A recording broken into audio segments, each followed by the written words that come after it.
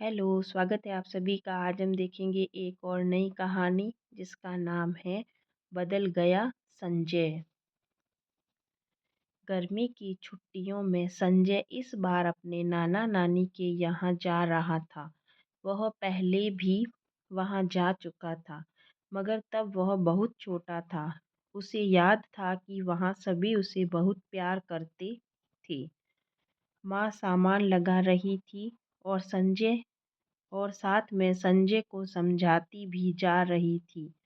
वे कह रही थी कि नाना नानी के पास जाकर शैतानी बिल्कुल नहीं करना, मामा के बच्चों के साथ मिलकर खेलना, गंदी बातें यहीं छोड़ जाना, गंदी आदतें यहीं छोड़ जाना।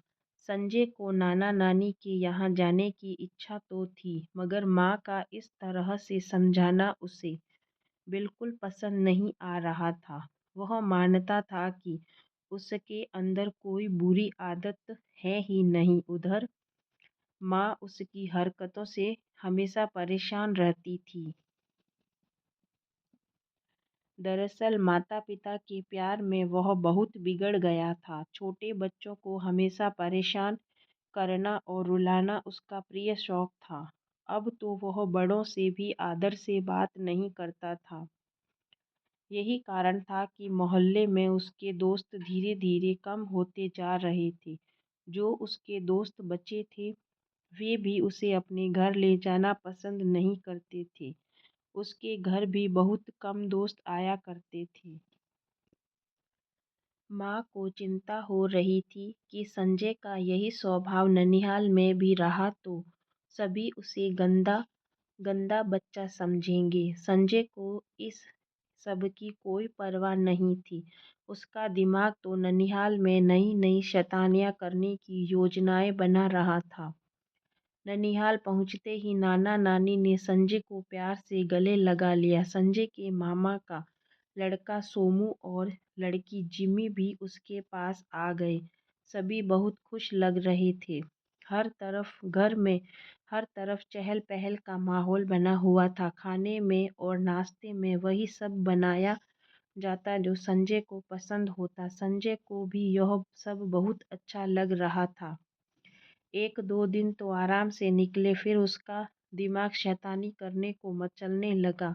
धीरे-धीरे उसने सोमू और जिमी को परेशान करना चालू कर दिया। किसी ने कुछ नहीं कहा तो उसकी हरकतें और भी बढ़ने लगीं। फिर तो यहाँ तक हुआ कि अगर कोई उसे रोकता भी तो वह उल्टा जवाब देने लगा। आस-पड़ोस के बच्चों ने भी उससे दोस्ती करनी चाही थी, लेकिन उसका व्यवहार देखकर उन्होंने उससे दूर रहना ही बेहतर समझा। सोमू और जिमी को परेशान करता तो अब मामा-मामी भी उससे नाराज रहने लगे। कभी-कभी वे उसे डांटने भी लगे। माँ ने उसे समझाने का बहुत प्रयास किया, मगर वह नहीं माना। नाना-नानी भी समझ गए थे कि संजय अच्छा लड़का नहीं है। उन्होंने भी उसे समझाकर सही राह पर लाने का प्रयास किया, मगर कुछ लाभ नहीं हुआ। अब सभी लोग संजय से दूर-दूर रहने लगे। जिमी और सोमू आपस में खेलते रहते। जब कभी वे अपने दोस्तों के घर जाते तो संजय को यहीं छोड़ जाते। मामा-मामी के चेहरे पर जो खुशी संजय के आने से दिखी थी, अब वह भी गायब हो चली थी। नाना-नानी उसे प्यार तो करते थे, मगर उसकी शैतानियों से परेशान होकर वे उससे ज़्यादा बात नहीं करते थे। संजय पूरे घर में अकेला पड़ गया। उसकी छुट्टियां अभी बहुत बाकी थी। वापस अपने घर जा नहीं सकता था। वैसे भी वहाँ उसके दोस्त तो बचे नहीं थे। एक दिन परेशान सा संजय अकेला बैठा था। तभी उसकी माँ ने उसे समझाया कि उसकी शैतानियों की वजह से ही सब उससे दूर-दूर रहते हैं। अगर वह नाना-नानी, मामा-मामी से आदर से बात करे और जिमी, सोमू के साथ प्यार से रहे तो सभी लोग उससे बहुत प्यार करेंगे। संजय भी अकेलेपन से ऊब चुका था। उसने माँ की सलाह मानना ही ठीक समझा। सोमू और जिमी जैसे ही अपने दोस्तों के घर से लौट आए, वह उनसे उनके दोस्तों के बारे में पूछने लगा।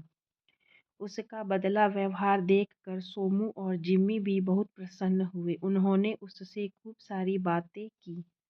मामा ने जब तीनों को प्यार से बातें करते देखा तो वे भी उसके पास बैठ गए और अपने बचपन के किस्से सुनाने लगे। मामी ने भी रात को संजय की पसंद का खाना पकाया। नाना नानी भी रात को देर तक कहानियाँ सुनाते रहे। इस कहानी से हमें यह शिक्षा मिलती है, अच्छी आदतें डालनी चाहिए, छोटों को प्यार करना चाहिए और बड़ों का सम्मान करना चाहिए। आज का वीडियो अच्छा लगा हो तो थैंक यू।